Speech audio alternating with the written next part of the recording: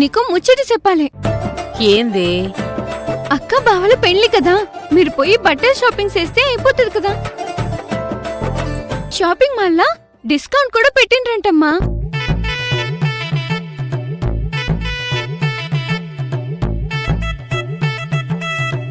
పెళ్లి షాపింగ్ మీద 50% తగ్గింపంట. నేను బోర్డు కూడా చూసినా. ఏమంటావమ్మా? ఇప్పుడే ఎందుకు బిడ్డా, పెండ్లికి 3-4 రోజుల ముందు పోదాం. అయినా ఇంకా ఏమేం బట్టలు తీసుకోవాలని కూడా ఏం అనుకోలేరు కదా. ప్లీజ్ అమ్మా, ఈ ఆఫర్ పోతే ఏడాది దాకా రాదు. కొంచెమైనా మనకు ఖర్చు కలిసొస్తుంది కదా, ఆలోచించమ్మా. బావా, అమ్మకి చెరు నువ్వేనా చెప్పు ప్లీజ్ బావా. గంగా, ఏందే నువ్వు? బావకి హాస్పిటల్ లేదనుకున్నావా?